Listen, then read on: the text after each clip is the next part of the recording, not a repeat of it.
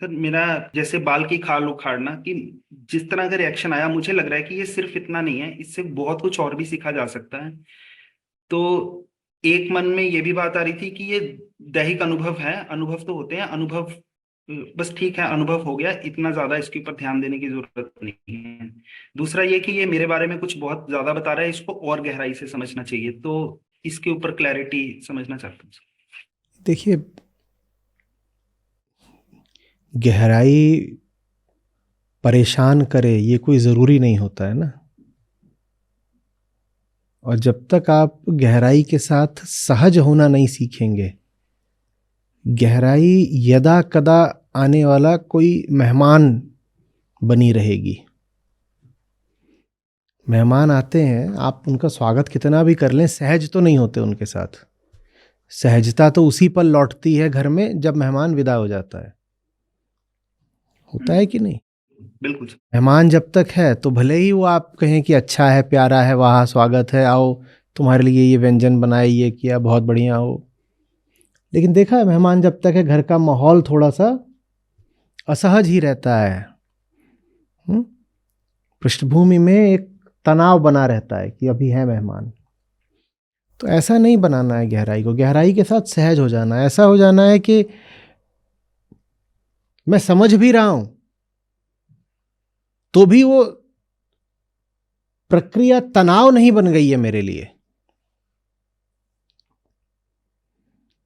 लग रहा है भीतर कि हाँ, मैं उन पर आश्रित हूं, वो मुझ पर आश्रित हैं।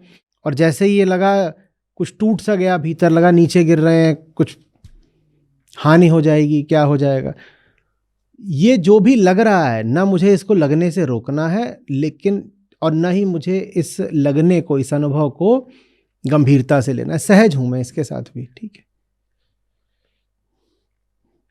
आत्म अवलोकन की प्रक्रिया को एक तरह से हल्के में लेना सीखिए, तभी वो निरंतर चल पाएगी।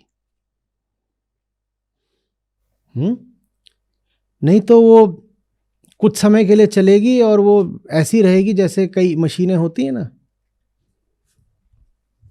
क्या हुआ? हीट खा गई मशीन, इंजन गर्म हो गया। तो कुछ देर के लिए तो बहुत बढ़िया चला, और फिर अब उसको ठंडा करो, ठंडा करो। ठंडा नहीं करना है। अब जिम वगैरह जाएं तो वहाँ कई बार लिखा होता है कि do not use this treadmill at a stretch for more than 20 minutes और 30 मिनट्स, कुछ लिखा रहता है। ऐसे थोड़ी है।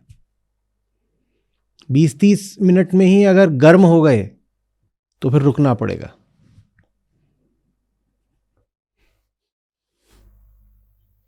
हम्म? वो एक हल्कापन तो बहुत ज़रूरी है। हाँ ठीक है, जान रहे हैं, जो जान रहे हैं वो भारी लग रहा है, पर इतना भारी तो कुछ भी नहीं होता कि उसके लिए हम अपनी आत्यंतिक शांति, अपनी केंद्रीय शांति को ही गंवा दें। जो जान रहे हैं मसला गंभीर है, हम नहीं कह रहे कि बात महत्व की नहीं है, लेकिन इतना महत्व किसी भी चीज का नहीं होता कि वो चीज और उसको दिया गया महत्व ही सर चढ़ के बोलने लगे हमारे।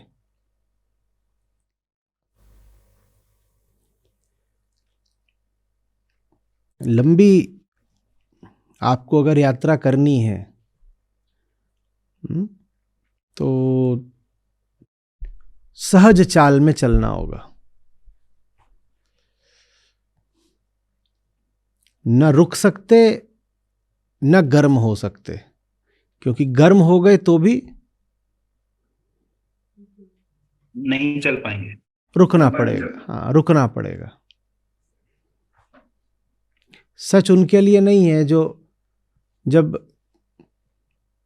सच का परिणाम देखते हैं तो एकदम भभक के लाल अंगार हो जाते हैं। ठीक है, ठीक है। ठीक है।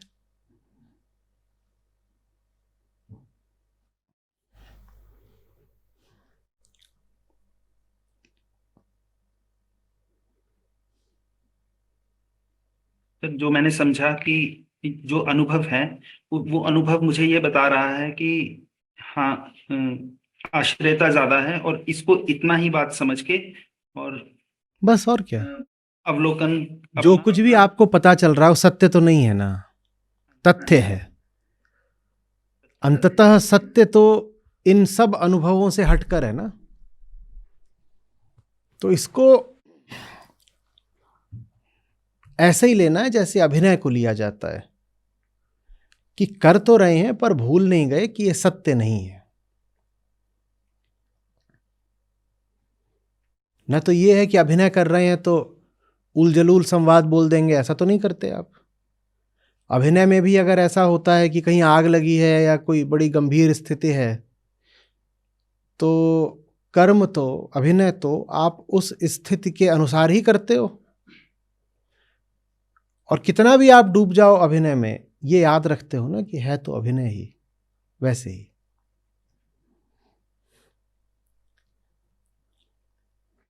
लोग तथ्यों से घबराने के कारण ही तो तथ्यों को नहीं देखते ना, कि तथ्य देखा नहीं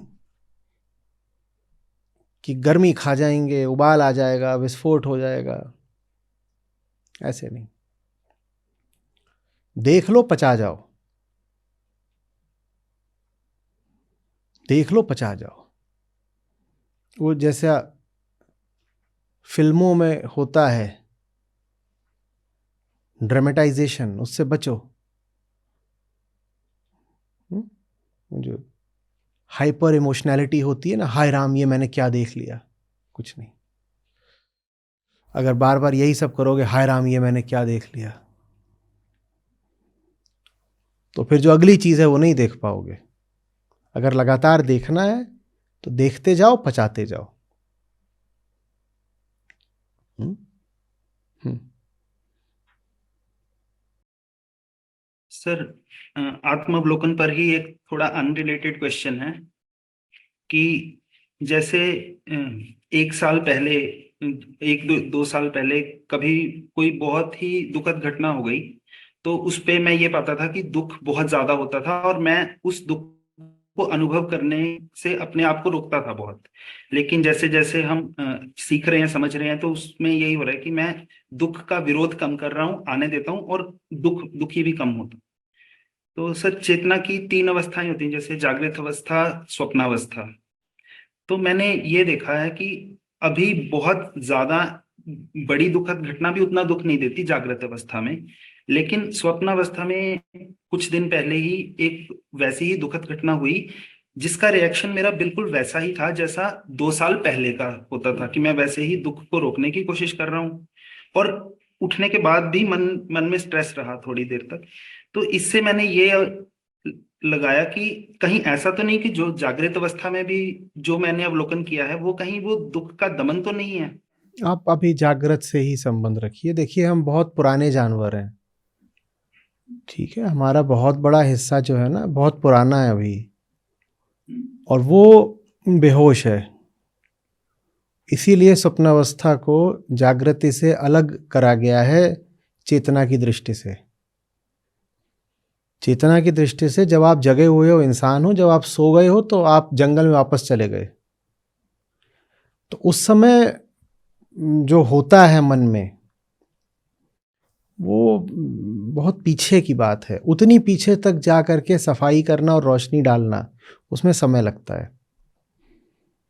कोई साधना ऐसी नहीं है जो कहती हो कि जब सो जाओ तब साधना शुरू होगी।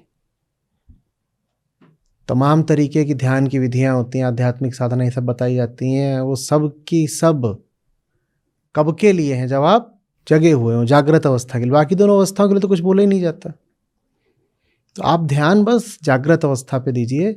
बहुत संभव है कि जागृत अवस्था में काफ़ी सफाई कर लेने के बाद भी वो जो पीछे की गुफा है, अंधेरी, जंगल वाली, काली, उसमें जो पुराना माल मसाला पड़ा है वो पड़ा ही रहे।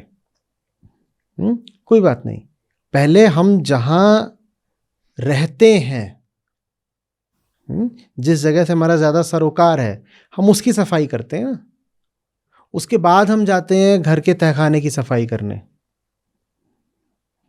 और ये बात भी सही है कि घर के तहखाने में कई बार ऐसी पुरानी सड़ी गली चीज़ें हो सकती हैं जिनसे उठती बदबू आपको अपने लिविंग रूम में महसूस होती हो, लेकिन फिर भी पहले सफाई जागृति के अनुभवों की, और फिर हम सपनों में जाएंगे। सपनों से कोई जल्दी से निष्कर्ष मत निकालिए, वो बस इतना बताते हैं कि जानवर की हालत क्या है। Yes sir. सर एक लास्ट पॉइंट ये कि स्वप्नावस्था को जैसे हम प्रतीत्य समुत्पाद के प्रतीक के बारे में समझ सकते हैं कि जैसे स्वप्नावस्था में जो हमें दृश्य दिख रहा है वो भी सपना ही है, और जो दृष्टा है सपनावस्था में वो भी सपना ही है, और ये दोनों एक दूसरे पर ही डिपेंडेंट थे। जब खत्म हुआ दोनों खत्म। वो तो बात आप चेतना की हर अवस्था के लिए कर सकते हो ना, वो तो जागृति के लिए भी बोल सकते हो। वो तो जहाँ कहीं भी दृश्य और दृष्टा है तो वो बात तो हर जगह लागू होती है। जैसे अब मुझे ये अगर जागृति में क्लियर नहीं है ये चीज, तो मैं इसको प्रतीक की तरह लेके जागृत अवस्था में ये समझ सकता हूँ उसको, मतलब ये प्रतीक ठीक काम करेगा। आप अभी अपना सरोकार जो जागृत। हाँ आंख खुले हुए अनुभव हैं उनसे रखें, ठीक है। आंख बंद करके जो मामला चलता है वो, फिर कह रहा हूँ, वो थोड़ा पीछे का है, और वो है जानवर के क्षेत्र का। तो वहाँ की सफाई समय लेती है, और जीवन आपका बहुत सुधर जाएगा अगर वो पीछे वाली सफाई नहीं भी हुई है तो भी। हालांकि ये बिल्कुल पक्की बात है कि जो जागृति में सफाई शुरू करते हैं उनके स्वप्नों की भी सफाई होने लग जाती है, ये बिल्कुल सही है।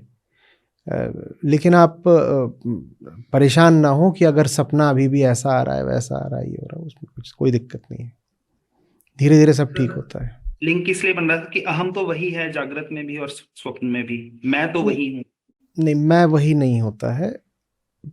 मैं उठता है, अभी हम जैसे बात कर रहे हैं आचार्य नागार्जुन की, तो मैं उठता है पंच स्कंधों से, शरीर से उठता है ना, मैं शारीरिक गुणों से मैं उठता है, ठीक है, शरीर से मैं आता है। तो ब्रेन के जिस हिस्से से वेकिंग स्टेट का मैं आता है, स्लीपिंग स्टेट का मैं ब्रेन के उस हिस्से से आता ही नहीं है, तो वही नहीं है मैं। इसीलिए वेदांत नहीं नहीं नहीं, इसीलिए वेदांत अनुभोक्ता वही नहीं है। इसीलिए वेदांत तीनों अनुभोक्ताओं को नाम भी अलग अलग देता है, ताकि आपको ये गलतफहमी ना हो जाए कि तीनों अनुभोक्ता एक हैं। जागृति के अनुभोक्ता को एक नाम दिया जाता है, स्वप्न के अनुभोक्ता को दूसरा नाम, और सुषुप्ति के अनुभोक्ता को तीसरा नाम दिया जाता है। वो एक ही नहीं है। मेडिकल साइंस उसको ऐसे बोलेगा, तीनों ब्रेन के अलग अलग हिस्सों से आ रहे हैं, और बुद्ध उसको ऐसे कहेंगे कि मैं तो आता ही शरीर से है, तो अगर अलग अलग जगहों से आ रहा है तो मैं अलग अलग हो गया। बिल्कुल ठीक बात है। यहाँ पर आप पाएंगे कि वेदांत और बुद्ध और मॉडर्न साइंस, वो तीनों बिल्कुल एक मत हो गए।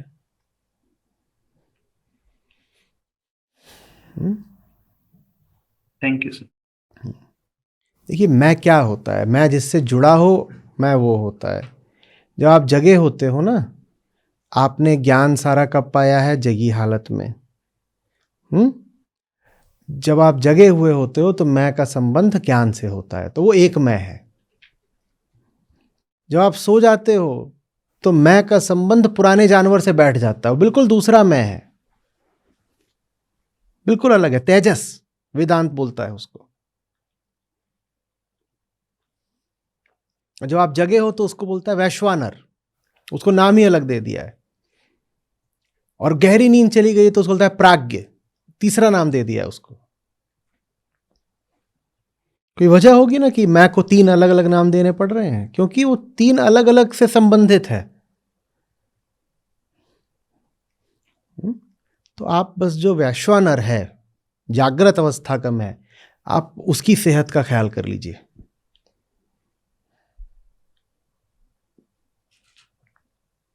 ठीक है।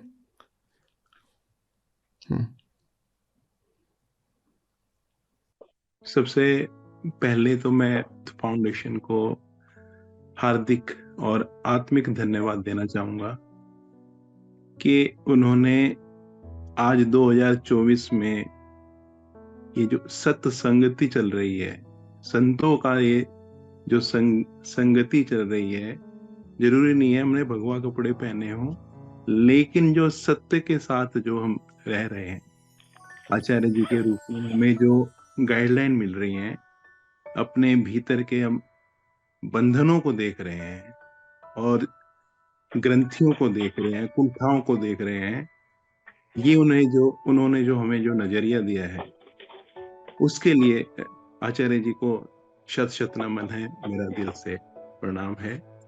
मेरा नाम योगेश्वर दयाल शर्मा है।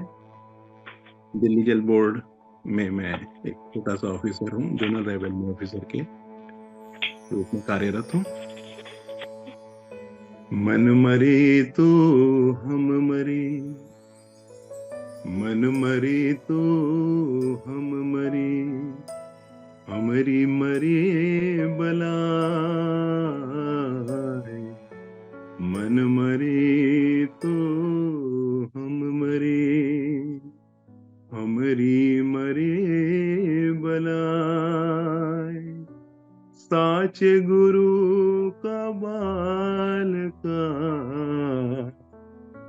मरे ना मारा जाए कबीरा, मरे न मारा जाए। आप सभी का बहुत बहुत धन्यवाद। नमस्कार सर।